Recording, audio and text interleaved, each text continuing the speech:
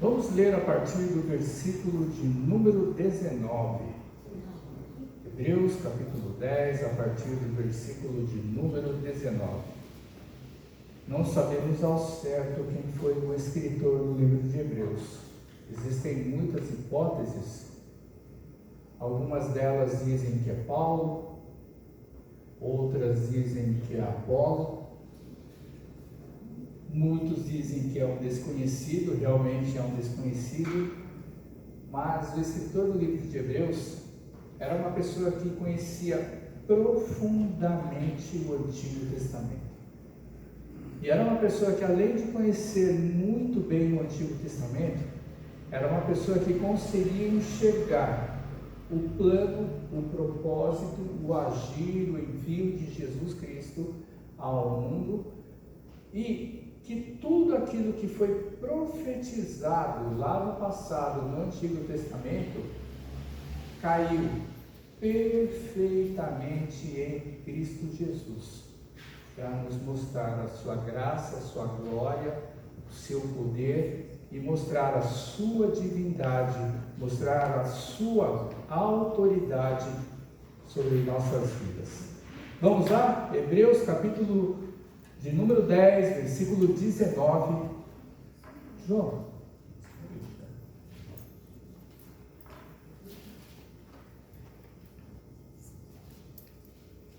Acompanhe comigo. Tendo, pois, irmãos, intrepidez é confiança, para entrar no Santo dos Santos pelo sangue de Jesus, pelo novo e vivo caminho que Ele nos consagrou pelo véu, isto é, pela sua carne, e tendo grande sacerdote sobre a casa de Deus, aproximemo-nos com sincero coração, em plena certeza de fé, tendo o coração purificado de má consciência e lavado o corpo com água pura. Guardemos, pois, a confissão da esperança sem vacilar, pois quem fez a promessa é fiel. Consideremo-nos também uns aos outros para nos estimularmos ao amor e às boas obras. Não deixemos de congregar-nos, como é costume de alguns, antes façamos admoestações, e tanto mais quanto vedes que o dia se aproxima. O mais importante desses versículos que nós lemos é o que está lá no versículo 19. Através de Cristo Jesus, nós temos essa confiança, essa autoridade de Jesus para entrar no Santo dos Santos. Se você se lembrar, o Santo dos Santos, dentro do tabernáculo, era o lugar em que somente o sumo sacerdote podia entrar uma vez por ano. Jesus, pela sua morte naquela cruz, Ele nos deu esse direito. Hoje, desde o momento em que Ele morreu, ressuscitou e foi para os céus, Ele nos deu esse direito de nós entrarmos na presença de Deus. De que maneira nós entramos na presença de Deus, irmãos? Orando, adorando, chorando. Nós entramos na presença de Deus, irmãos, a partir do momento em que nós abrimos o nosso coração para chegar e deixar o Senhor tomar conta das nossas vidas e nós colocarmos tudo aquilo que nós necessitamos nas suas mãos. Jesus, Ele nos deu essa autoridade. Se lá no passado o sumo sacerdote entrava uma vez por ano, nós temos a qualquer hora do dia, em qualquer momento, nós temos essa confiança de que, através do nome de Cristo Jesus nas nossas vidas, nós entramos na presença de Deus, porque o Santo dos Santos, ele significa a presença de Deus. Nós temos essa confiança, eu não vou nem dizer autoridade, nós temos o direito de, através do nome de Jesus, entrarmos na presença de Deus e nos derramarmos e nos colocarmos ali com fé, com amor. A gente pode chegar e chorar, lamentar, falar o que a gente quiser, mas tendo uma certeza no coração: o Senhor está nos ouvindo, porque Cristo pagou o preço das nossas vidas. E nesse momento, eu vou dizer, que pelo nome de Cristo, que nós estamos reunidos aqui esta noite, nós temos esse direito de nós estarmos na presença de Deus. Basta termos a confiança em nosso coração de que Jesus ele está em nosso meio aqui para receber toda a nossa adoração, todo o nosso louvor, receber toda a nossa petição, e Ele quer falar com cada um de nós essa noite, através do sangue que Ele colocou e derramou naquela cruz pelas nossas vidas. Amém? Feche seus olhos, vamos orar ao Senhor. Senhor, nosso Deus e nosso Pai, queremos Te dar graças, Senhor, nesse momento, ó Pai. Ó Deus, agora, pelo nome de Cristo Jesus sobre nossas vidas, Senhor, que nos deu esse direito de ter um acesso exclusivo à Tua presença, Senhor. Aonde pelas nossas orações, pela nossa adoração, Senhor, pelo nosso sofrimento, pela nossa dor, por tudo aquilo, ó Pai, que passamos durante os dias que nós vivemos, ó Pai, nós, Senhor, nesse momento, nos colocamos diante da Tua presença em primeiro lugar para Te render graças. Para Te agradecer, ó Pai, por mais um dia de vida que o Senhor nos concede. Para Te agradecer, ó Deus, agora, porque o Teu Espírito Santo nos trouxe aqui à Tua casa esta noite, Senhor. Nos trouxe para que nós pudéssemos, diante da Tua presença, entregar todo o nosso sacrifício de louvor, entregar toda a nossa adoração, ó Pai. E na oração, Senhor, pedir ao Senhor para que o Senhor venha falar conosco, ó Pai. Que no momento em que Teu Espírito passeia e habita nos nossos corações e está visitando as nossas vidas nesse meio, ó Pai, nesse culto em que estamos reunidos aqui, Senhor, que o Senhor venha tratar com cada um de nós, falar com nossos corações, abençoar as nossas vidas e receber todas as nossas petições diante da Tua presença, Pai.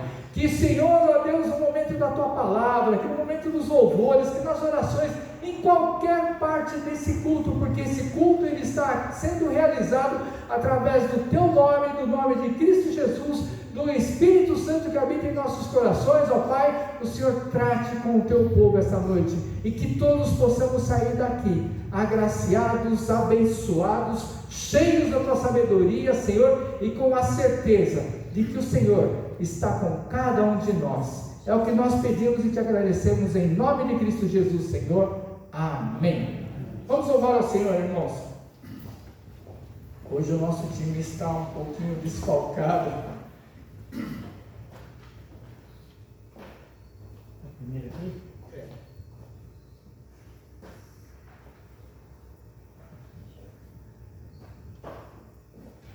Ajudem-nos a louvar nesse momento ao Senhor.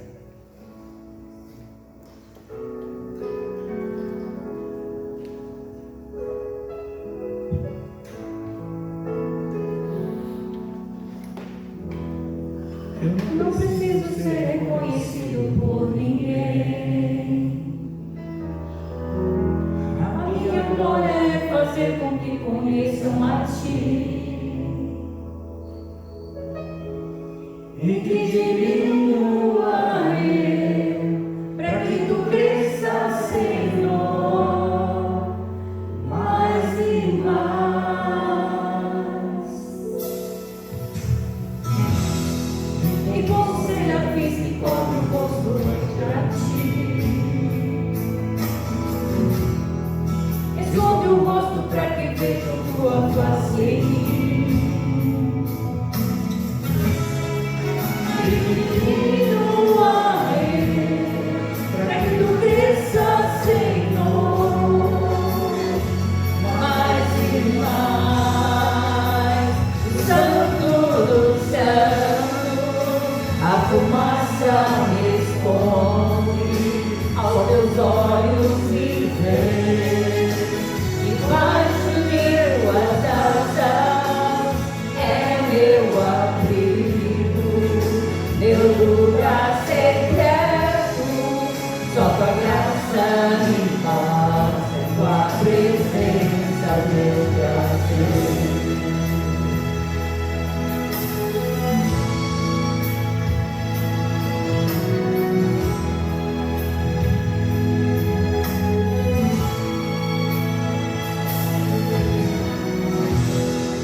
Eu não preciso ser reconhecido por ninguém. A minha glória é fazer com que conheçam a Ti e que diminua eu, para que tu cresça, Senhor, mais e mais. E como serafins que cobre o rosto ante a ti, escondo o rosto para que vejam tua face em mim, e que diminua eu, para que tu cresça, Senhor, mais e mais.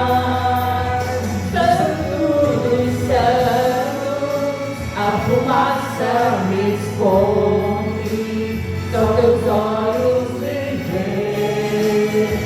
Debaixo de tuas asas é o meu abrigo, meu lugar secreto. Só tua graça me basta, tua presença é o meu prazer. No santo dos santos, a fumaça me esconde, só teus olhos me veem. Debaixo de tuas asas é o meu abrigo, meu lugar secreto. Só tua graça me basta, tua presença é meu prazer.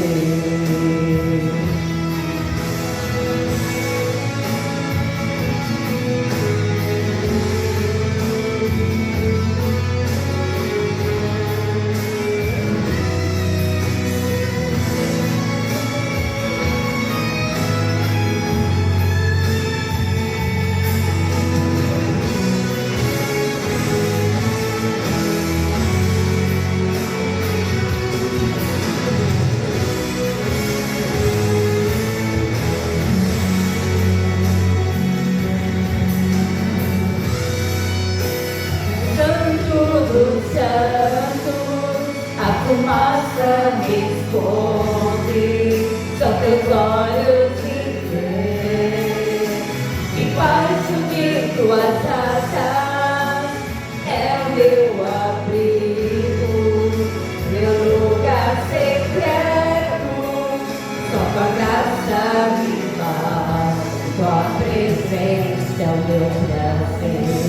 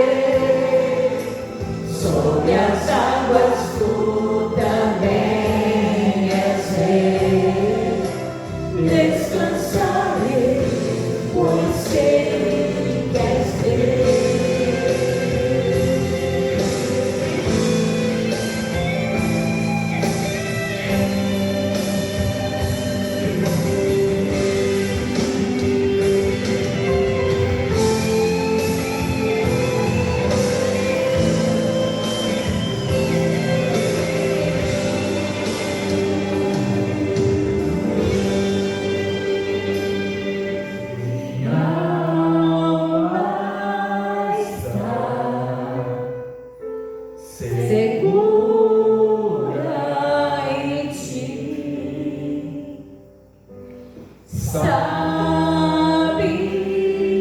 bem que em Cristo firme estou. Se o trovão no ar cedendo vem, sobre a tempestade eu voarei, sobre as águas tu também és rei. Descansarei, pois sei que és Deus. Se o trovão no mar fervendo vem, sobre a tempestade eu voarei, sobre as águas tu também és rei. Descansarei, pois sei que és Deus.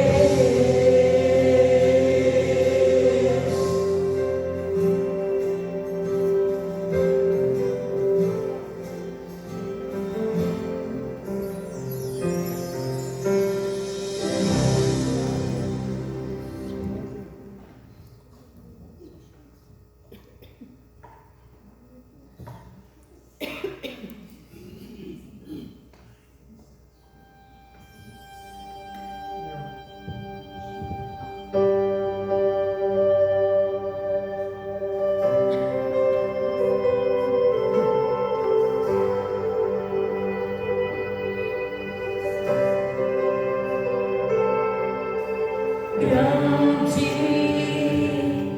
é o Senhor e digno de louvor. Na cidade do nosso Deus, seu santo monte, a alegria de toda a terra.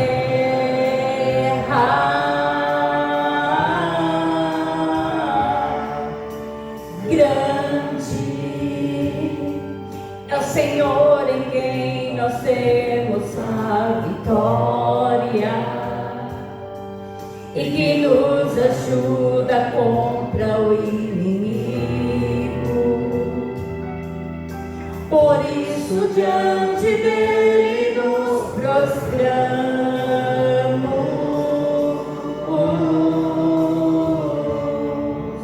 Queremos o teu nome engrandecer e agradecer-te por dobre nossas vidas.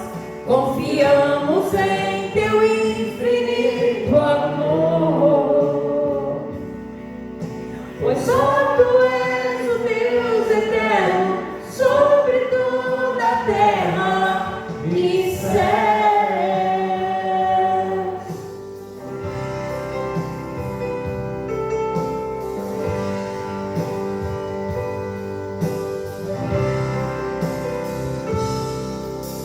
Grande é o Senhor digno de louvor.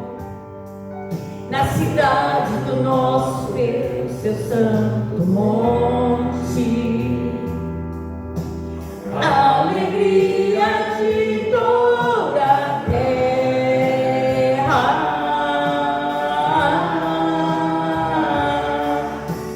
Grande é o Senhor em quem nós temos a vitória e que nos ajuda contra o inimigo. Por isso diante dele nos prostramos.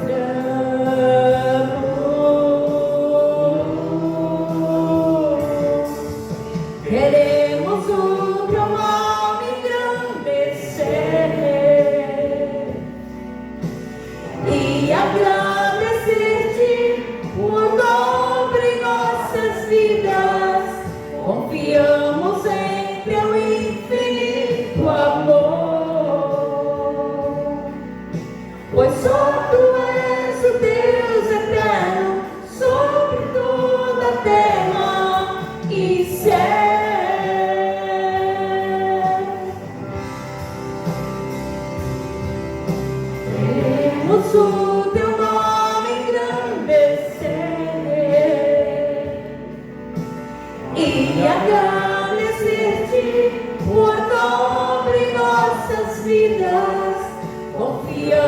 sem teu infinito amor, pois só tu és o Deus eterno sobre toda a terra e céus,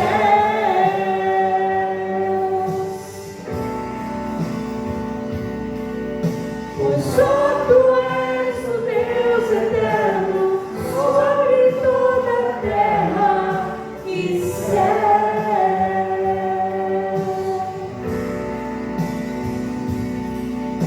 pois só tu és o Deus eterno sobre toda a terra e céus. Glória a Deus. Glória a Deus. Podeis assentar, irmãos.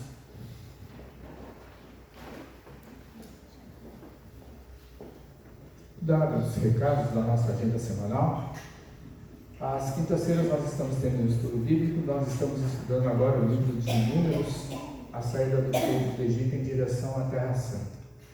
Tá? Próximo domingo é o chamado domingo de Páscoa, né?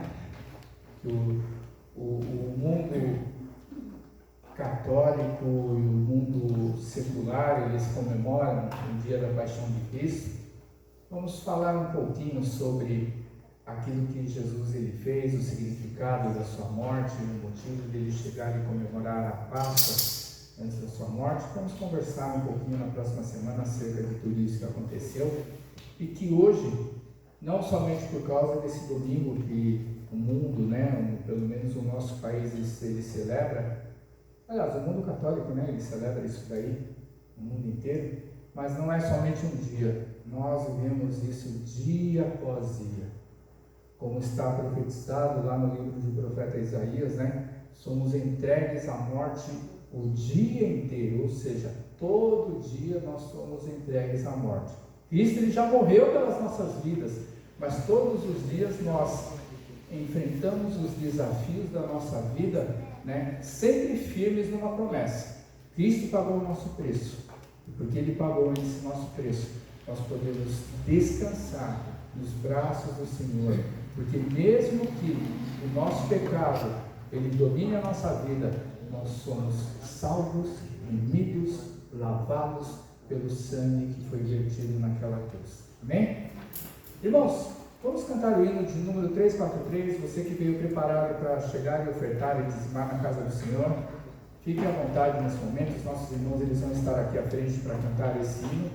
E só um detalhe, hoje ao final do culto, nós temos, para os membros da nossa igreja, logo após que acabar o culto, nós vamos estar fazendo uma assembleia bem rápida, né, acerca de algumas situações internas da nossa casa, né, e os irmãos que não fazem parte da nossa membresia, assim que nós fizermos a oração final, estão liberados para poderem ir para as suas casas. Amém?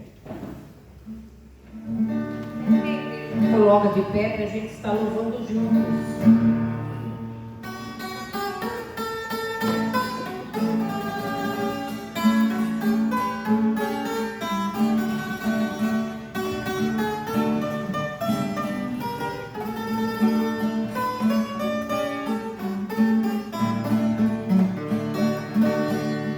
Minha morada, Jesus assegura, paz e conforto na luta feroz. Dá-me teu braço, transporta-me à altura, onde escutar poderei tua voz. Vem dar-me paz, ó meu Jesus, dá-me teu braço, ó Cristo. Perecendo longe da cruz, eu em clamar insisto. Triste procuro refúgio ao teu lado, volta-me a paz, o descanso me vem.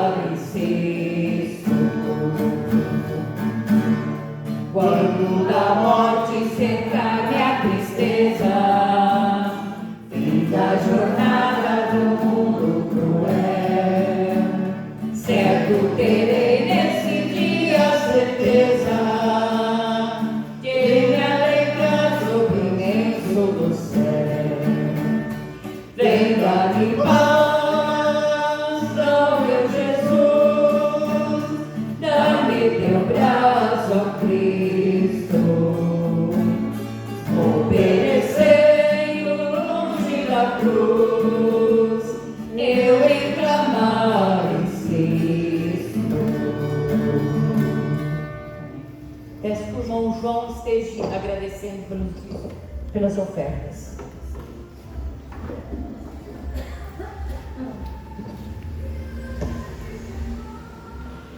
Maravilhoso, Deus, damos graças para que estamos reunidos aqui, sempre no propósito de louvar e bendizer o teu nome, Pai. Venho pedir uma bênção especial, Senhor Deus, cada um que entregou seu dízimo de oferta, Pai, que o Senhor possa enriquecer ricamente, Senhor Deus, a cada um, Senhor Deus, tudo que nos ofertaram, Senhor Deus, que sabe o motivo de cada um, Senhor, e fortaleça, Senhor Deus, para fraqueza, Senhor Deus, fortaleça, Senhor Deus, aquele que não vier também para os sábios, algum motivo de cada um, ó Pai. Por enfermidade, tu curas, ó Pai, por fraqueza, Senhor, fortalece na mente de cada um, Senhor Deus, que nós possamos sempre estar aqui alegres, Senhor Deus, para gozijarmos de Ti, ó Pai, alegarmos, ó Pai, na presença de Ti, ó Pai. Tudo que for falado aqui, Senhor, que chega até o trono da Tua graça, Senhor Deus, seja aceito por Ti, Senhor. Abençoe cada família representada aqui, Senhor. Tudo aqui, Senhor Deus, que for falado, chega até o trono da Tua graça. Obrigado pelo ar, pelo alimento, pela chuva, Senhor Deus, por todas as providências que tem tomado em nossas vidas. Em nome santo de Jesus, amém. Podeis assentar, irmãos. Se nós passarmos a mensagem, eu esqueci de fazer a apresentação. Nós estamos recebendo a visita de dois irmãozinhos aqui na nossa casa. Um é o nosso irmão Erivelto, ele está vindo da primeira igreja batista de Mato Grosso, né, irmão? Ele está se mudando para a cidade, vai trabalhar aqui na cidade e em breve a sua família vai estar acompanhando ele. E como ele também faz parte da nossa casa, né, os batistas eles se conhecem, apesar de morarmos todos longe um do outro, mas a nossa denominação ela tem uma coisa muito forte, né? O que se fala num lugar é a mesma do outro, o que se vê num lugar é o mesmo no outro, e isso que faz com que a nossa denominação ela mantenha algumas tradições sempre embasadas na palavra de Deus. Seja bem-vindo, irmão Erivelto. E também estamos recebendo nosso irmãozinho Lucas, né? Ele é irmão da Emily, está visitando também a gente pela primeira vez aqui, e possa vir mais vezes aqui conosco. Amém? E também, apesar de fazer um tempinho, né, nossos irmãos Lúcio e Ibrahim, né, estão retornando à casa, né, que é difícil, né, o trabalho de chegar e sincronizar o horário da família para poder estar presente, né, mas estamos muito felizes de ter vocês aqui conosco esta noite. Vamos lá, irmãos, vamos abrir a palavra de Deus. Vamos abrir em 3 capítulos, em 3 livros diferentes. Vamos ler a mesma palavra. Eu vou pedir a você que você preste bem atenção naquilo que você vai ler, naquilo que a gente vai estar falando, né? Porque nós vamos falar o mesmo texto em 3 capítulos diferentes. Primeiro, Mateus, capítulo de número 9. Em segundo, nós vamos ler o livro de Marcos, capítulo 2, e depois nós vamos ler o capítulo número 5 do livro de Lucas. Vai falar sobre a passagem do paralítico de Cafarnaum. Primeiro é o texto que nós vamos ler, Mateus, capítulo 9, versículo 1. Prestem bastante atenção, porque eles vão falar sobre o mesmo assunto e por serem escritores diferentes, tudo indica que eles utilizaram a mesma base. E o que indica é que a base seria através do registro do livro de Marcos. Só que cada um tem um detalhe que outro livro não tem, mas que quando a gente junta todas as coisas, nós começamos a compreender que uma coisa que falta num livro se completa em outro. Então vamos lá, começar pelo livro de Mateus, capítulo 9, versículo 1, vamos ler até o 8. Diz assim: estando Jesus num barco, passou para o outro lado e foi para a sua própria cidade. E eis que lhe trouxeram um paralítico deitado num leito. Vendo-lhes a fé, Jesus disse ao paralítico: tem bom ânimo, filho, estão perdoados os teus pecados. Mas alguns escribas diziam consigo: este blasfema. Jesus, porém, conhecendo-lhes os pensamentos, disse: por que cogitais o mal no vosso coração? Pois qual é mais fácil, dizer: estão perdoados os teus pecados, ou dizer: levanta-te e anda? Ora,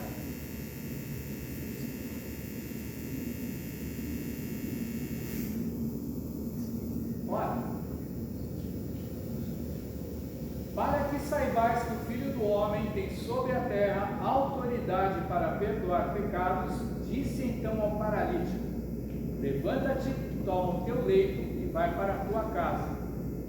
E levantando-se partiu para a sua casa. Vendo isto, as multidões, possuídas de temor, glorificaram a Deus que dera tal autoridade aos homens. Abram lá agora Marcos capítulo 2.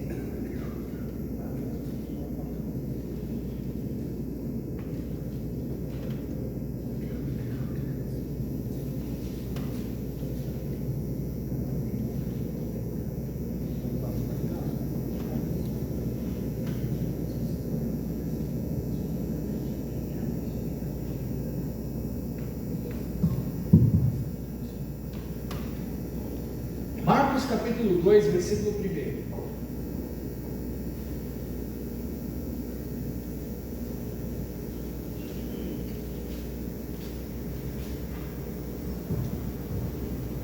Dias depois entrou Jesus de novo em Cafarnaum e logo ocorreu que ele estava em casa. Muitos afluíram para ali, tantos que nem mesmo junto à porta eles achavam lugar, e anunciava-lhes a palavra.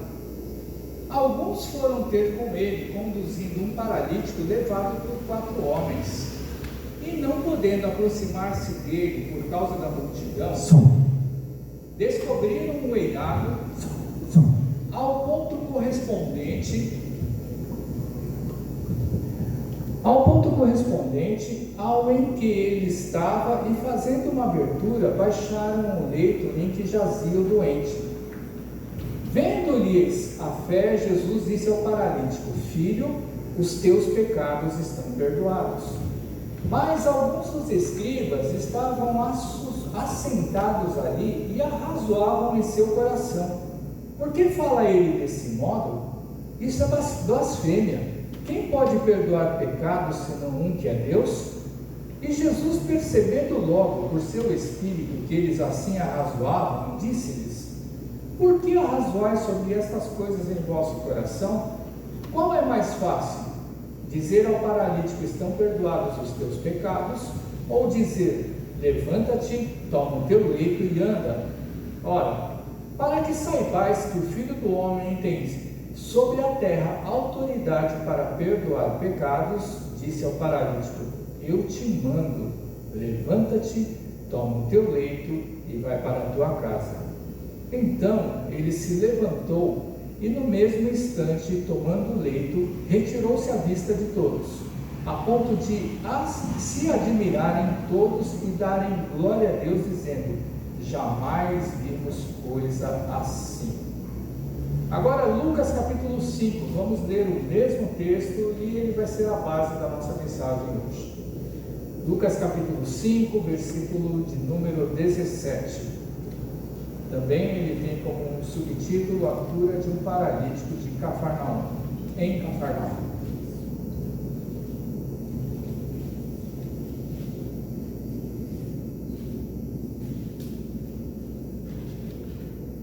Ora, aconteceu que num daqueles dias estava ele ensinando e achavam-se ali assentados fariseus e mestres da lei, vindos de todas as aldeias da Galiléia, da Judéia e de Jerusalém, e o poder do Senhor estava com ele para curar. Vieram então uns homens trazendo em um leito um paralítico, e procuravam introduzi-lo e pô-lo diante de Jesus. E não achando por onde introduzi-lo por causa da multidão, subindo ao eirado, o desceram no leito, por entre os ladrilhos, para o meio diante de Jesus. Vendo-lhes a fé, Jesus disse ao paralítico: homem, estão perdoados os teus pecados. E os escribas e fariseus arrazoavam, dizendo: quem é este que diz blasfêmias? Quem pode perdoar pecados senão Deus? Jesus, porém, conhecendo-lhes os pensamentos, disse-lhes: que arrazoais em vosso coração? Qual é mais fácil dizer? Estão perdoados os teus pecados ou levanta-te e anda? Mas, para que saibais que o Filho do Homem tem sobre a terra autoridade para perdoar pecados, disse ao paralítico: eu te ordeno, levanta-te, toma o teu leito e vai para casa. Imediatamente se levantou diante deles e, tomando o leito em que permanecera deitado, voltou para casa glorificando a Deus. Todos ficaram atônitos, davam glória a Deus e, possuídos de temor, diziam: hoje vimos prodígios. Irmãos, como nós lemos, essa mesma passagem ela consta no Evangelho de Mateus, de Marcos e de Lucas. Entre eles, talvez vocês não tenham percebido as diferenças, tá? Eles têm algumas diferenças, mas eles não se divergem entre si, mas eles se completam entre si. E quando nós começamos a pegar esses três evangelhos, a maneira mais fácil da gente poder chegar e começar a meditar e tentar entender e fazer comparação seria se você pegasse três Bíblias diferentes e abrisse um em cada livro, para você chegar e começar a ler as passagem por passagem e começar a ver em cada versículo qual seria a diferença de cada um deles. Ou seja, o trabalho da gente chegar e fazer é uma coisa muito difícil, né? Porque tem gente que tem uma Bíblia em casa, não tem três. Então, para você pegar três Bíblias e você fazer isso fica meio complicado. Mas só para vocês perceberem quais são algumas diferenças que existem nesses três livros, ou que tem um livro e não tem outro, ou que consta em dois e não tem um terceiro. Mas alguns exemplos de algumas coisas. Só pelo livro de Marcos é que nós sabemos que eram 4 homens que carregavam o paralítico. Mateus e Lucas vão dizer que alguns homens carregaram o paralítico. Por exemplo, em Lucas a gente fica sabendo que Jesus ele estava ensinando e que dentro da casa haviam fariseus, né, como nós lemos aqui, versículo 17, Jesus estava ensinando e dentro da casa haviam fariseus, mestres da lei, vindos de todas as aldeias da Galiléia, ou seja, da região, né, dali de Cafarnaum, da Judéia, das cidades mais longe, e também de Jerusalém para aquele lugar, né? O livro de Mateus não fala nada. O livro de Marcos ele diz que Jesus estava anunciando a palavra. E quando fala anunciando a palavra, estava pregando o evangelho. Olha só que interessante. Aí quando a gente percebe que Lucas ele diz isso daí, que tinham fariseus e mestres em todo lugar, a gente vai pensar assim: por isso que a casa de Jesus estava cheia. Mas a casa dele podia estar cheia porque tinham pessoas que estavam ali para vir curar. Agora vocês imaginam o seguinte, né? Quando Jesus ele está num lugar, muita gente corre atrás, mas também quem vai chamar a atenção das pessoas é quando você começa a ver autoridade. E fariseu, e mestre da lei, doutor da lei, escriba, eles se vestiam de maneiras diferentes, né? Utilizavam peças diferentes, e quando o povo enxerga, fala: está tendo alguma coisa importante ali na casa de Jesus.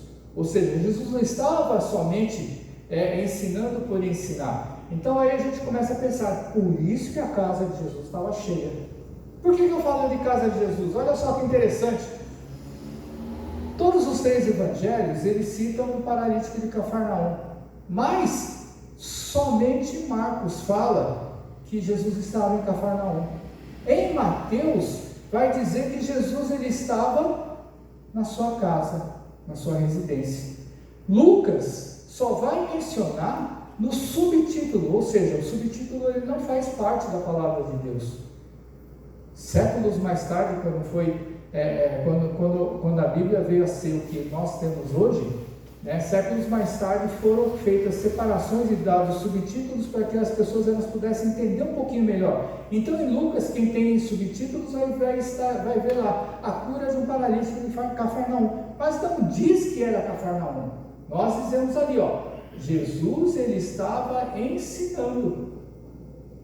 nem fala que casa que era. Então, sabemos que a Cafarnaum, em Mateus diz lá que ele estava dentro da sua casa. E Cafarnaum era a cidade que Jesus adotou naqueles tempos para pregar o Evangelho. Ele adotou Cafarnaum como a sua residência, o seu quartel-general, para ele poder chegar e dali ele começar a pregar o Evangelho. Outra coisa interessante, a gente imagina o seguinte, né? Quando a gente começa a ler nas três cartas, nos três evangelhos, vai falar lá que os escribas, os fariseus, os doutores da lei, eles começavam a arrazoar, né? Arrazoar o que é? Eles começavam a comentar entre si: quem é este que diz blasfêmias? Aí vocês imaginam o seguinte: normalmente quando alguém chega e fala alguma coisa importante, a gente já imagina assim: é uma grande cidade, né? Mesmo que não seja, por exemplo, aqui da nossa região, hoje Lençóis Paulista é uma grande cidade, pela quantidade de indústrias que ela agrega. Mas você imagina o seguinte: se fosse há 20, 30 anos atrás, Lençóis Paulista era desse tamanhinho, né? E vocês pensam assim: como que dali pode sair alguém tão importante? Cafarnaum era assim. Cafarnaum nem cidade ela era uma vila de pescadores. Então vocês imaginam o seguinte: como é que grandes autoridades foram para um lugarzinho daqueles? E Jesus, ele não estava preocupado em grandes centros, porque era naqueles lugares pequenininhos onde ele estava começando a pregar o seu evangelho, e a partir daí a coisa ia chegar e se multiplicar, ia começar a se espalhar pelo mundo inteiro. Tanto é que Jesus ele não ia muitas vezes, não ficava muito tempo em Jerusalém, nas poucas vezes que ele foi para Jerusalém, porque Jerusalém era o grande centro, era a cidade modelo, era a cidade que todo mundo visava. Imagina, por exemplo, a gente chegar dentro do nosso país, algumas cidades que são extremamente visadas e são referência a quem é? São Paulo, Rio de Janeiro, Belo Horizonte, né? São as grandes cidades aqui da nossa região sudeste, que elas são espelho para todo o nosso país e também para o resto do mundo. Só que Jesus, o interessante é que ele tinha uma base, um quartel-general numa vila de pescadores, e dali onde ele chegava, toda vez que ele saía para pregar o evangelho, ele ia chegar na Judéia, na circunvizinhança, ia para Jerusalém, e depois ele retornava. E quando a gente chega lá e vê no versículo 17 de Lucas 5, coloca lá, irmão, versículo 17, olha só, também só está aqui no livro de Lucas. Na última frase diz assim: a virtude do Senhor estava com ele para curar. Isso é um registro de Lucas, irmãos. Não foi Jesus que disse isso. Isso é um registro de Lucas. E quando se fala, isso só está registrado aí. E quando fala que o poder de Deus, na minha Bíblia está dizendo que o poder do Senhor estava sobre Jesus para curar. Você imagina o seguinte: muitas vezes, nos nossos dias, a gente banaliza demais o Evangelho. Por que eu falo que a gente banaliza demais o Evangelho? Parece que passou um tempo em que a gente, quando vai fazer alguma coisa para Deus, parece que passou o tempo em que nós precisávamos buscar ao Senhor cada vez mais dentro do nosso espírito. Porque como Jesus ele diz lá em João capítulo 4, que Deus ele procura os verdadeiros adoradores, aqueles que adoram o Espírito em verdade. E aqueles que adoram Deus em espírito e em verdade não são aqueles que ficam louvando única e exclusivamente a Deus. Buscar a Deus em espírito e em verdade é você chegar e se consagrar, e você buscar realmente de coração ao Senhor. E o que Jesus ele fazia toda vez que ele saía para anunciar o Evangelho, ou que ele saía para realizar milagres? Ele se retirava à noite para ir para o monte, e ele ficava lá no monte orando a noite todinha, buscando o quê? Revestimento de Deus. Mas Jesus não era Deus? Olha só o que Jesus ele nos ensina. E isso daí parece que a gente esqueceu isso, porque a gente pensa assim: o Espírito Santo está comigo. Alguém chega e chama: irmão, venha orar por mim, venha orar pelo meu parente, venha chegar e levar uma palavra para a pessoa que eu conheço, que ela está à beira de chegar e se matar. E aí a gente chega e pensa assim, eu não orei hoje, eu não meditei na palavra, mas o Espírito Santo está comigo, porque a gente sempre coloca a desculpa, a nossa vida é corrida, nós não temos tempo para nada. Agora imagina, a nossa vida é corrida e a gente não tem tempo para a gente falar com Deus, para a gente buscar a presença de Deus na vida da gente, alguma coisa está errada com a gente, porque o mundo, ele não pode ser mais importante do que Deus. A gente está com a vida extremamente corrida, mas temos que separar nas nossas vidas um tempinho para Deus. E quando Lucas ele registra isso, que o poder de Deus ele estava com Cristo para ele chegar e curar, é porque ele quer enfatizar que Jesus, toda vez que ele saía para chegar e anunciar o Evangelho, para realizar os milagres, ele sempre, independente de qualquer coisa, no dia anterior, à noite, seja no monte, seja dentro da sua casa, seja onde quer que ele esteja, ele se retira do meio dos seus discípulos e fica sozinho para orar.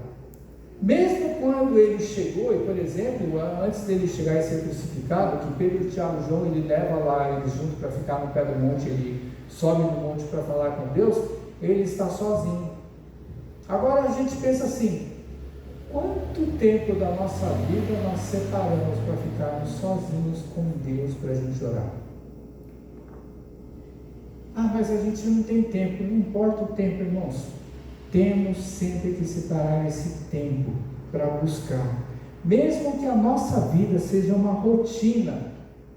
Irmãos, às vezes acontecem coisas na vida da gente inesperadas.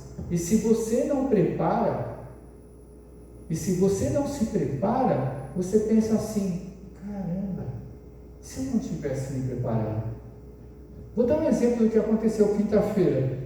Quinta-feira aqui em Lençóis quase que não choveu, mas na hora que eu moro em Bauru, para vir de Bauru para cá, né, eu sempre, normalmente, às vezes eu chego de quinta-feira, eu levo meu filho para a faculdade e de lá eu venho para cá. Gente, eu peguei uma chuva, começou a chover lá em Bauru, umas 5h30 da tarde, e não parava de chover. Deixei meu filho na faculdade e falei, não vou pegar a estrada agora. E ainda tinha tempo, né? Vou ficar esperando um pouquinho. Só que a chuva não parava, irmãos. Estava caindo uma chuva muito forte. Aí eu liguei para a irmã, em Verilde. Aí falei com a irmã, está chovendo em Lençóis? Ela falou que não, assim, estava chovendo, mas era uma coisa simples. Eu falei, aqui está caindo uma pegada, eu não dava para pegar a estrada. Se eu fosse pegar a estrada, ia ser extremamente perigoso, né? E eu estava pensando na minha cabeça, falei, bom, se estiver chovendo muito forte lá, não vai ninguém para a igreja, né? Eu falei, e aí a gente pensa, fica naquele impasse, bom, já não vai ninguém para a igreja mesmo? Será que vai ou não vai? Mas irmãos, quando a gente chega e a gente é voltado para a gente chegar e a gente servir a Deus, eu não estou falando só de mim, estou falando dela também, no caso, né? A gente chega e a gente tem, e de outros irmãos também, porque na quinta-feira a gente, além do estudo, antes do estudo, a gente tem um grupo de louvor, e vocês viram que hoje só pela misericórdia, porque só foi eu e ela. E eu nem cantar, eu canto. Mas a gente tem um grupo de louvor que, justo nesse dia, ninguém pôde vir. E todos justificáveis, tá? Não é que alguém faltou por faltar. Quem não faltou por doença, faltou porque viajou. E no final só tinha eu e ela. E aí quando a gente chega para a igreja, aí peguei lá a estrada de qualquer jeito, caiu, estava chovendo muito forte. Só depois do pedágio é que foi melhorar a chuva para cá. E aí eu chego aqui, quase que não tem chuva, né? Estava chovendo fraquinho, tudo, a gente chega, eu pego a irmã, a gente vem para a igreja. Quem estava ali na porta da igreja no meio da chuva? Nosso irmão Antônio. Ou seja, esse dia só tinha nós três na igreja. Mas irmãos, o que Jesus ele falou? Quando 2 ou 3 estiverem reunidos ali, eu estou. Se 2 ou 3 chegar a invocar o nome do meu Pai, ali ele vai estar no nosso meio. E aí ficamos tranquilos. Agora imagina se a gente não tivesse vindo. Justo nesse dia, só para vocês verem, a gente faz algumas coisas na vida da gente que a gente pensa assim, não vai valer nada. Irmãos, qualquer coisa que você faz para Deus, não importa se não vai valer nada, porque eu já estava preparado para vir aqui, porque eu já sabia que metade do pessoal não viria mesmo, por causa da justificativa de doença, enfermidade, de viagem. Mas eu falei, se tiver 2, a gente já ficou várias vezes aqui, vários cultos, só ficamos em 2 pessoas aqui. Chegamos aqui, justo nesse dia, numa quinta-feira que quase que nunca vem um visitante, veio uma família aqui na nossa igreja, com criancinha de colo. Aí vocês imaginam o seguinte, a gente chega aqui, vocês sabem que quando a casa está limpa, né, você sente o cheiro da limpeza da casa, né? E aí justamente nesse dia, a irmã fez a limpeza da igreja. Ela nunca faz a limpeza de quinta-feira, ela sempre faz a limpeza de segunda-feira. E nesse dia ela chegou e fez a limpeza da igreja. A gente chegou, veio uma família, só estava eu, ela, o irmão Antônio, fizemos os nossos ensaios, tudo. A gente foi começar, um pouco antes de começar o estudo, chegou uma família, um casal com 2 crianças, uma menininha e uma criancinha de colo. Chegaram, a criancinha de colo já ficou passeando para lá e para cá no chão da igreja. Agora a gente pensa o seguinte, e se a irmã não tivesse feito a limpeza esse dia da igreja? Então muitas coisas a gente pensa assim, não tem problema, quem é da casa não vai sentir, mas e quando tem um visitante? Porque quem é da casa tudo bem, até entende. Então a gente chega e às vezes faz as coisas, a gente sem assim, parece que a gente faz por fazer, mas Deus tem um propósito na vida da gente. Como esse versículo, o poder de Deus estava sobre a vida de Jesus para curar. Jesus não sabia que aquele paralítico ia estar ali aquele dia que ele ia chegar e ensinar. E continuando, falando sobre essas coisas, Cafarnaum, uma cidadezinha tão pequena, tão inexpressiva, mas a fama de Jesus já corria tanto ali pelas regiões da Judéia, Jerusalém, lá da Galileia, onde Jesus ele gostava muito de pregar, anunciar a palavra de Deus. E quando aqueles doutores, mestres da lei, os fariseus, a maioria deles lá foi para chegar e pegar Jesus em alguma coisa errada, porque eles não conseguiam admitir alguém que não passou pela escola, a escola dos fariseus e dos mestres da lei. Como é que alguém podia conhecer tanto de Deus e fazer tanto milagre? Vamos lá ver esse cara, o que ele faz, e vamos ver se a gente consegue pegar ele em alguma coisa errada, para a gente chegar e tendo que acusar. Então aí a gente chega e a gente entra dentro do livro de Lucas, e a gente já começa a entender por que eram 4 homens que estavam carregando lá. E o livro de Mateus, ele conta uma coisa muito interessante. No versículo 2, do capítulo 9 de Mateus, quando aqueles homens levam o paralítico da presença de Jesus, Jesus ele chega e fala para o paralítico: tem bom ânimo, seus pecados são perdoados. Aí eu vou dizer para vocês,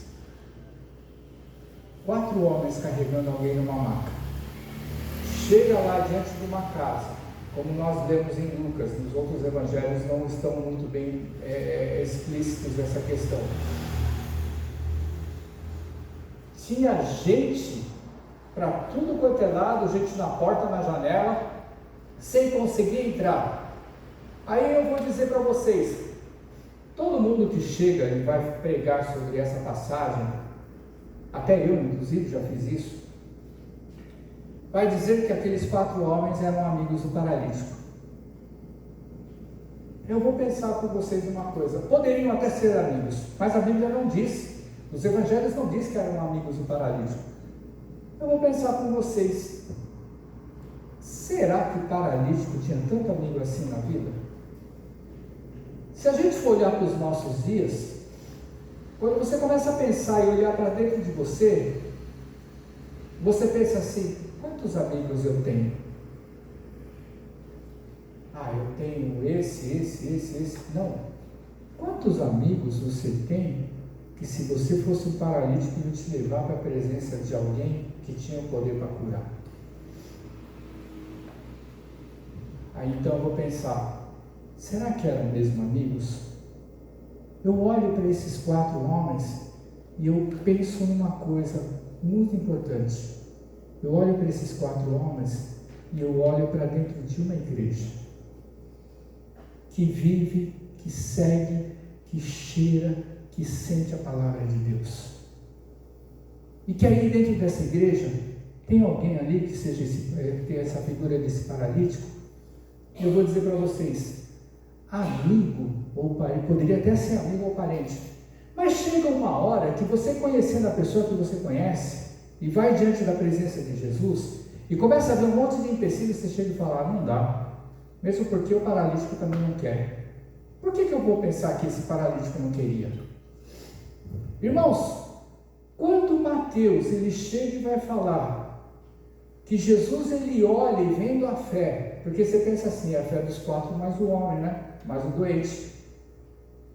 Mas quando Jesus ele chega em Mateus e fala, tem de bom ânimo para o paralítico, perdoados são os seus pecados, você imagina o seguinte, qual era o estado desse paralítico quando os homens chegaram diante dele e falaram, vamos para trás de Jesus? Você acha que esse paralítico estava empolgado para chegar e querer ser curado? É óbvio que não.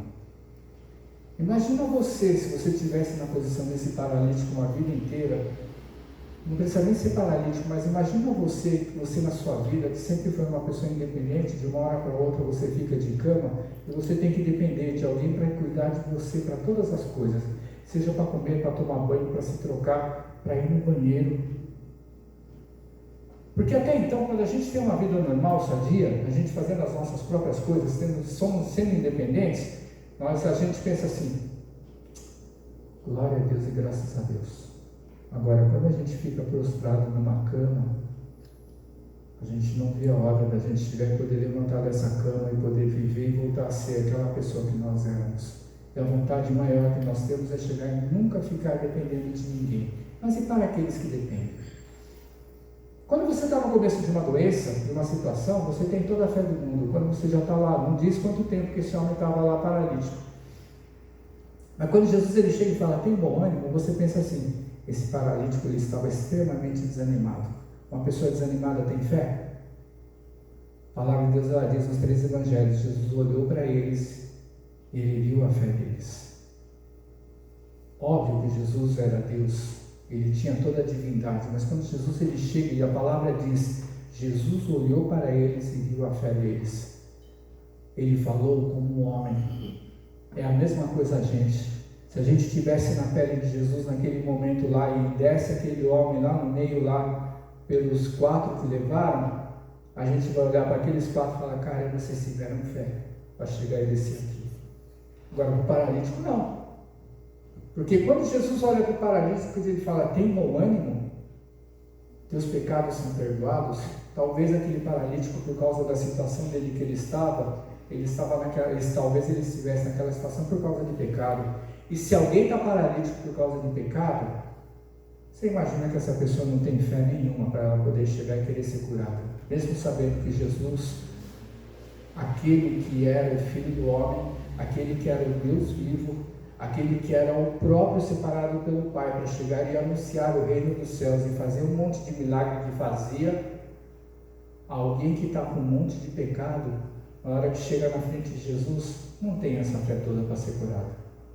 Aí eu vou dizer para vocês que provavelmente, dentro da minha concepção, os 4 não eram amigos. Pode até ter sido que um dos 4 fosse amigos, mas os 4 que levaram até o fim esse homem na presença de Jesus, eu vou olhar para vocês, a igreja tem muito mais fé do que o próprio amigo que nós temos para chegar e levar. Porque a igreja que conhece a palavra, a igreja que vive a palavra, a igreja que chega e sabe que Jesus pode todas as coisas, ela vai até o fim para alguém que ela não conhece. Ela vai até o fim para chegar e fazer aquilo que muitos da nossa própria casa não fariam com nós. Muitos daqueles que a gente chega e fala que são amigos mesmo não fariam com nós, porque já nos conhecem e sabe que uma hora a gente vai chegar e desanimando, não vai ter quem consiga nos levantar para a gente chegar e fazer alguma coisa. Então eu vou pensar assim, provavelmente esses 4, na minha concepção, não eram os amigos, mas eram aqueles que representavam a igreja, porque quando você vive a igreja de Jesus, não a igreja, parede, nome, denominação, mas quando você vive a igreja de Jesus, você não olha para nada, você só olha para Deus, você só olha para Cristo, Você só olha para o Espírito que está dentro de você e você vai e faz, independente de saber se vai dar resultado ou não. Mas continuando, em todos os 3 evangelhos, depois que Jesus ele chega, ele vai falar: perdoados estão os seus pecados. Aqueles homens que conheciam a lei, os mandamentos, eles chegaram e começaram a comentar entre eles: mas quem é esse que chega e fala e que tem autoridade para perdoar pecados? Eu vou falar, irmãos, muitas vezes, eu vou falar que você e eu já fizemos isso no passado. Muitas vezes, quando nós estamos ouvindo uma mensagem, a gente começa a olhar para a pessoa que está pregando. A gente não olha para o conteúdo da mensagem. Muitas vezes, quando ouvimos uma mensagem, a gente olha para o tipo de pessoa que está falando. Quando nós conhecemos um pouco a vida dessa pessoa, a gente chega e começa a, dentro de nós, falar: quem é esse para falar essas coisas? Foram o que esses homens falaram. Eles estavam criticando Jesus? Eles estavam criticando Jesus no sentido de falar: quem é esse? Mas eles poderiam pensar, e realmente eles não estavam errados, que somente um poderia perdoar pecados. Quem? Deus.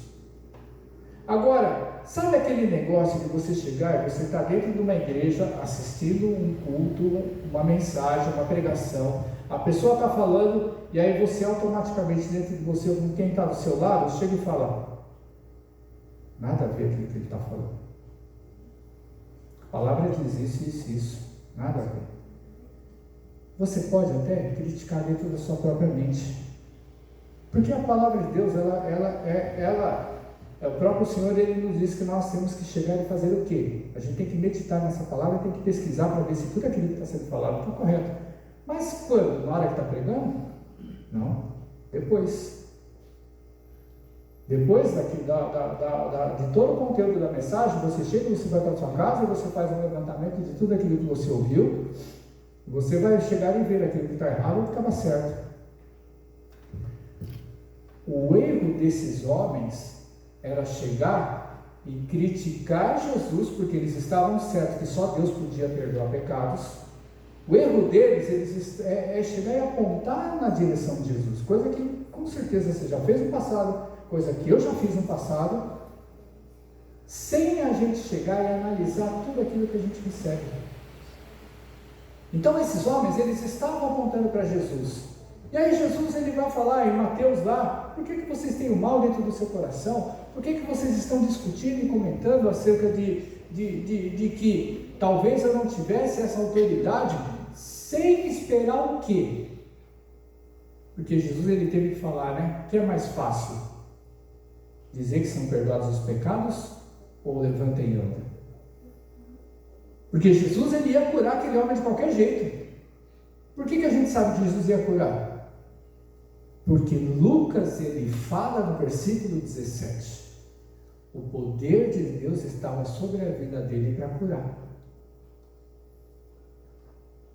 O poder de Deus estava sobre a vida de Jesus para curar. Porque vocês se lembram, não sei se vocês se lembram, mas chega lá no Lucas capítulo 4, quando Jesus ele vai chegar e pregar sobre o livro do profeta Isaías, lido lá, Isaías 61, o Espírito do Senhor está sobre mim, Ele me enviou para chegar e pregar aos cativos do coração, aos quebrantados, e para chegar e levar as boas novas. E aí Jesus fecha o livro, entrega lá para o guarda-livros da palavra e fala: hoje se cumpriu essa palavra. E o que foi que começaram a falar? Começaram a falar: quem é esse que chega e pode falar essas coisas, sendo que ele é filho do carpinteiro?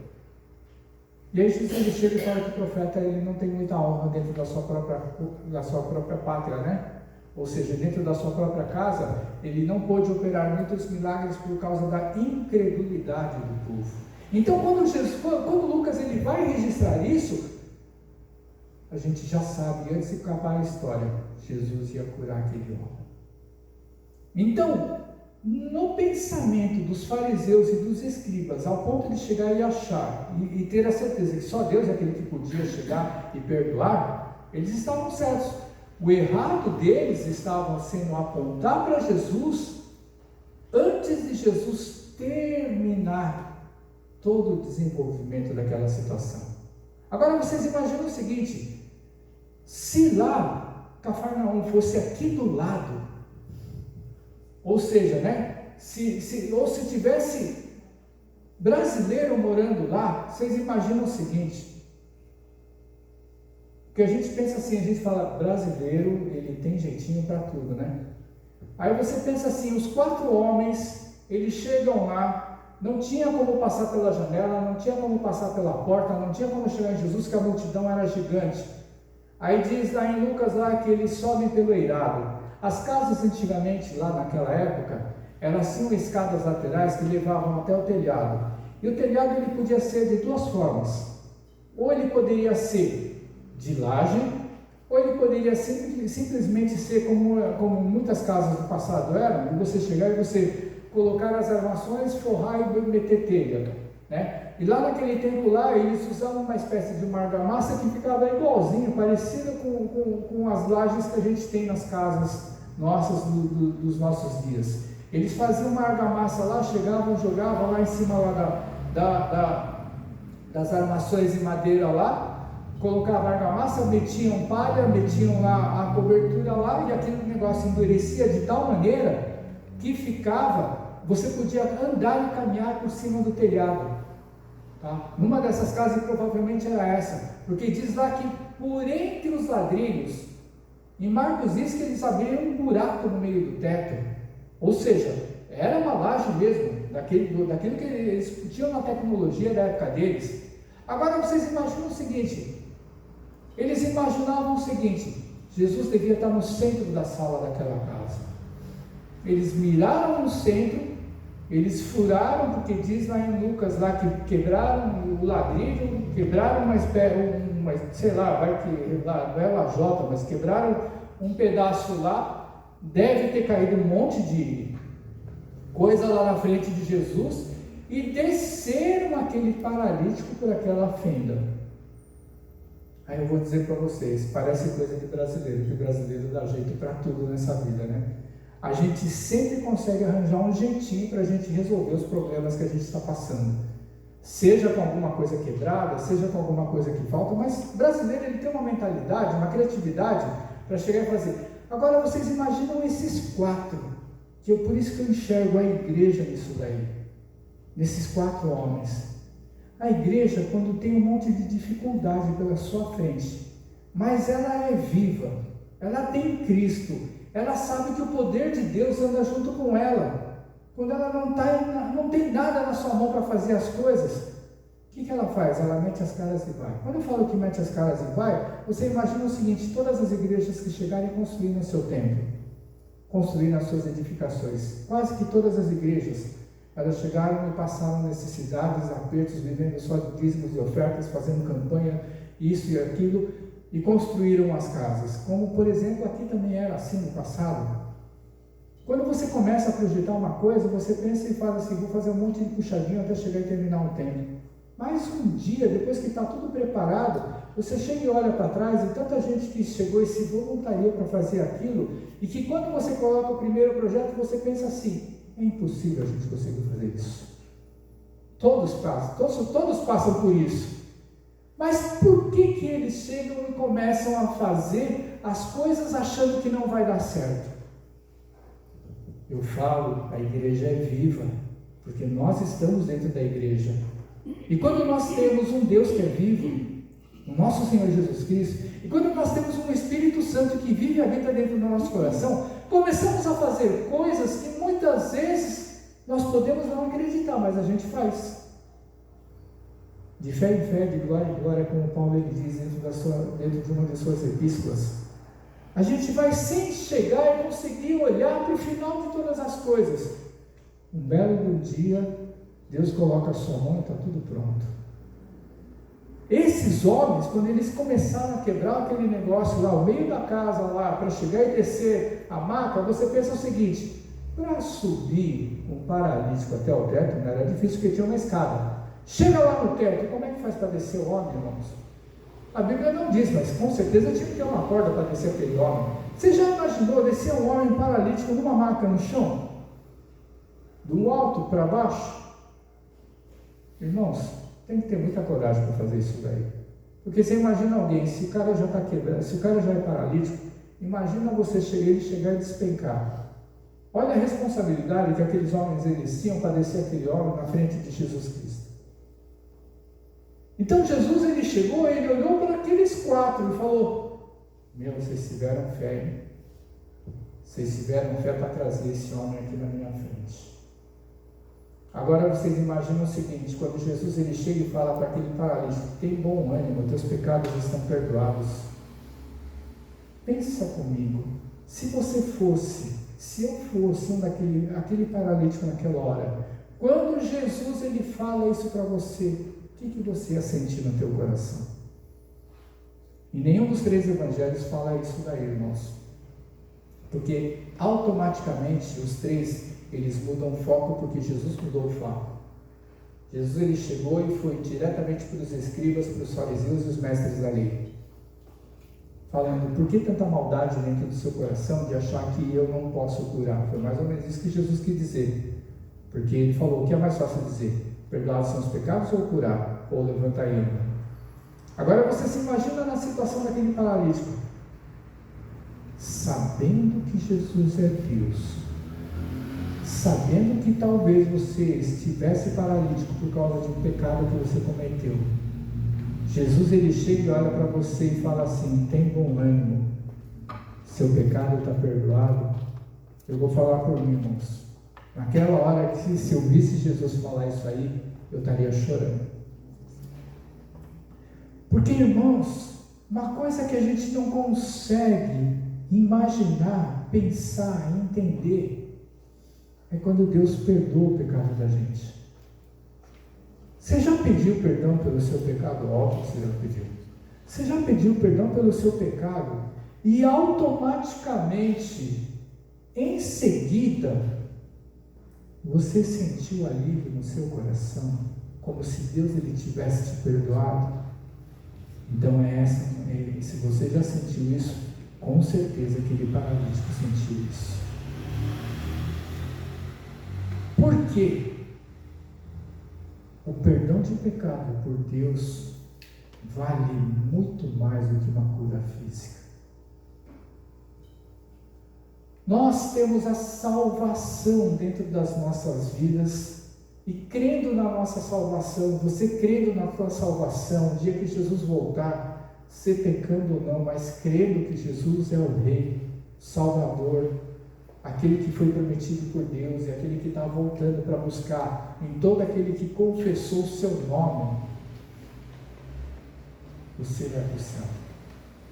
Agora você imagina o seguinte: nessa hora que Jesus ele perdoa, é uma coisa para a gente refletir na vida da gente.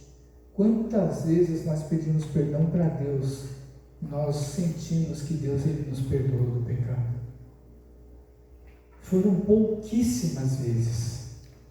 Então a gente começa a entender uma coisa, que isso está diretamente ligado à salvação. Muitos pensam assim, que chega na presença de Deus: aceitei Cristo na minha vida, eu estou salvo. O perdão, o arrependimento, ele vem antes de qualquer coisa. Como que eu posso me aproximar a Deus se eu não me arrepender, você não se arrepender do seu afastamento de Deus até aquele momento?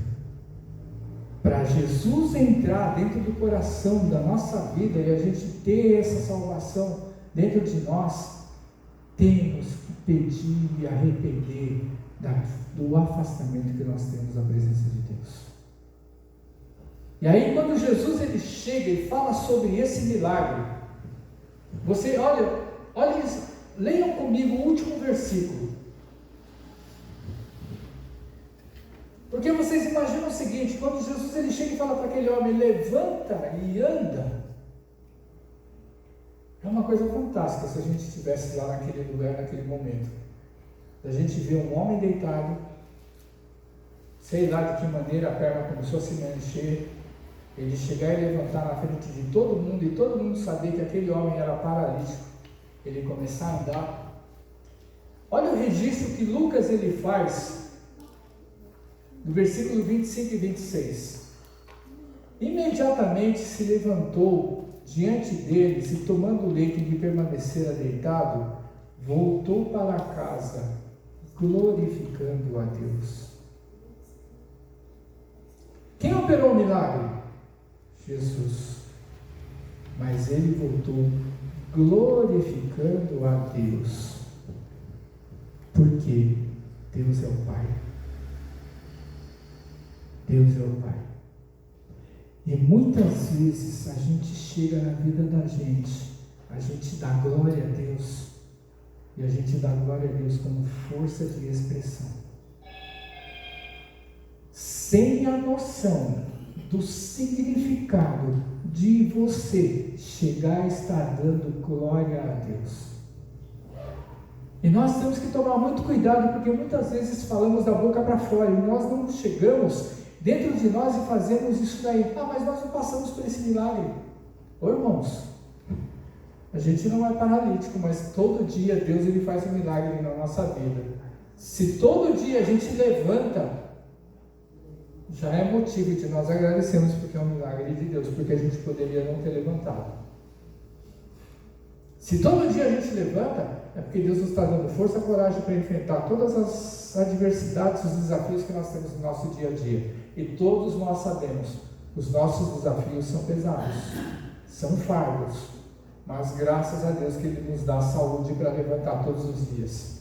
Aí vocês imaginam o seguinte, no próximo versículo: todos ficaram atônitos, todos ficaram sem saber o que fazer.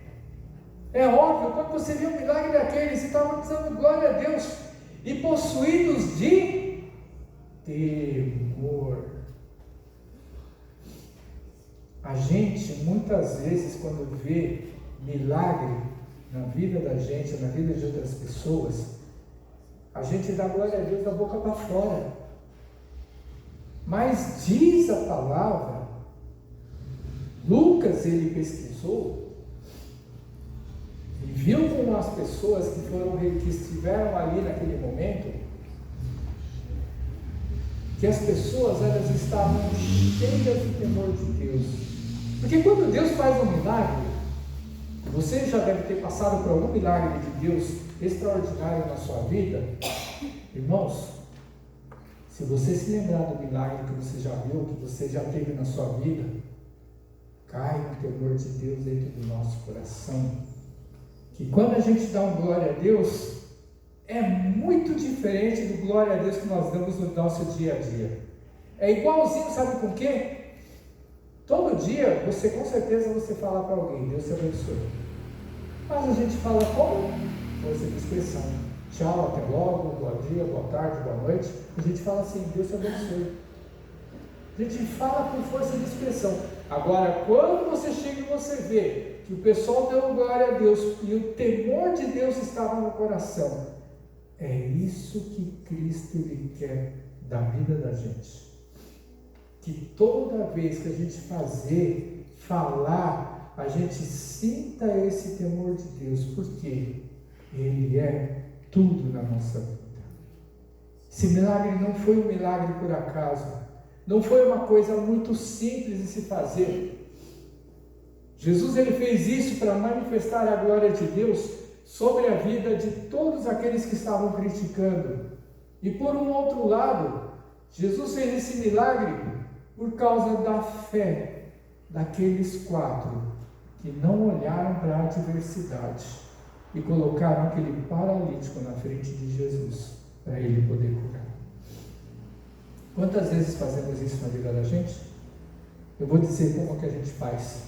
Às vezes a gente quer evangelizar alguém, a gente quer chegar e levar para a igreja, e olha só quando a gente quer levar esses amigos, parentes, irmãos, sei lá quem quer que seja, que a gente tem assim, a gente quer que Deus ele faça uma coisa tremenda de chegar e alcançar essas pessoas.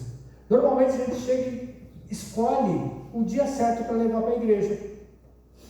Um dia que está tendo um evento de mulheres, um dia que está tendo um evento de homens, um dia que está tendo um louvorzão. Aí a gente pensa assim outra vez, amanhã eu não vou levar na igreja não, porque amanhã é ceia. Amanhã é dia só de estar crente dentro da igreja. Quem falou que ceia só dia para estar crente dentro da igreja? A ceia é uma ordenança de Jesus. A gente está lá na igreja porque nós estamos cumprindo uma ordenança, mas o culto é público, o culto é para todo mundo. Às vezes a gente quer levar alguém para a igreja, a gente fala assim: ah, não, aquele pastor não, misericórdia. Ah, mas vai vir um pastor X daquela igreja tal. Esse dia eu vou levar. Irmãos, isso não é igreja. Aqueles 4 ali, eles não olharam para a situação, porque se eles fossem olhar para o homem, irmãos, você é igual eu. Quando você vê alguém desanimado, parece que aquele desânimo, ele chega e contagia a gente e não tira a gente do lugar. Aqueles homens, eles não estavam nem interessados com quem estava dentro daquela casa. Eles só sabiam de uma coisa: estava ali um homem que tinha o poder para curar. E levaram ele. A gente tem que fazer exatamente igual a isso, porque quando a gente começa a escolher um dia para levar alguém para a igreja, eu vou falar: nós não temos fé. Nós não temos fé. E dei palavra. Esses 4 que cataram aquele homem, que devia ser muito pesado, porque você imagina o seguinte: carregar alguém paralítico não é fácil. E a maca naquele tempo não é a maca do SAMU hoje em dia não, viu, irmãos? Não é a maca dos hospitais que a gente chega e vai não, que é tudo duro. E é tudo com rodinha, de carrinho. A maca dali eram 2 varas com um pano lá enfiado no meio das varas e balançando para tudo quanto é lado. E você tinha que carregar e dar um jeito. E não deixar derrubar. Só que a gente vê um monte de pessoas que vão carregar essas coisas e cai, derruba. Então imagina a dificuldade que aqueles homens enfrentaram. Isso mostra a fé. Como que está a nossa fé nos dias de hoje? A nossa fé está diretamente ligada com conforto, com segurança, com qualidade. A fé de Deus não é assim, irmãos. A fé de Deus é aquela que bate no teu coração e você vai e faz, não importa o que você tem que fazer. E aí a gente tem que chegar e deixar Deus fazer e agir. A gente só tem que ter uma coisa dentro de nós: a vontade de querer levar o paralítico para a presença de Deus. E esse paralítico é qualquer um daqueles que você ama e você quer ver Jesus transformar a vida daquelas pessoas. Essa é a mensagem do paralítico para a gente essa noite. Amém? Vamos cantar o hino de número 328, Sossegai.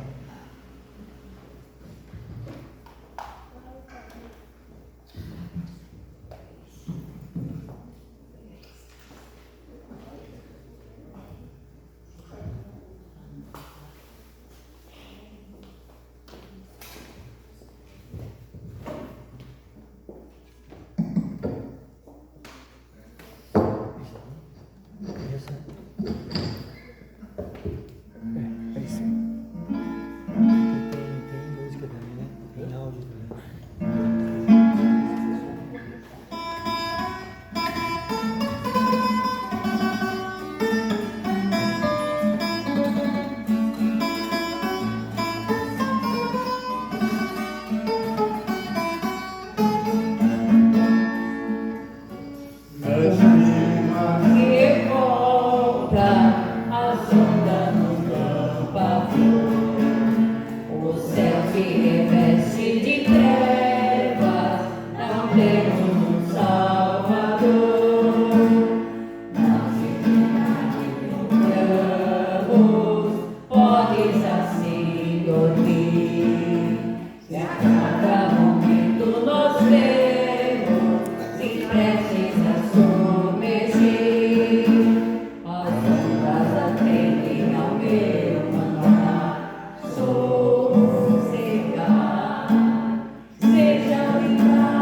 pela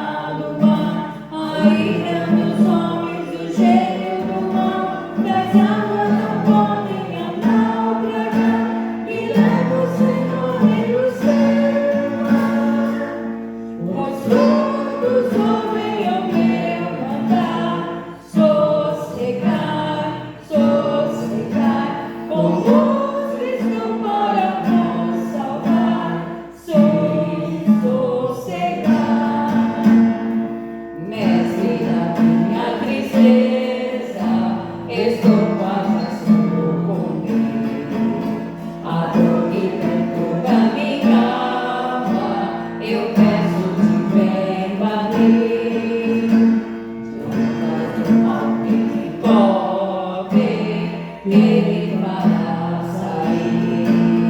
Por isso sente ao meu mestre, vem logo, venha acudir. As ondas atendem ao meu mandar. Sossegar, Senhor, encapelado mar, as vidas dos homens do cheiro do mal, das águas não podem que leva o Senhor, Rei do céu e mar. Os todos ouvem o meu mandar. Sossegai, sossegai, povo, eu sou para vos salvar. Sem sossegar, Mestre chegou a bonança.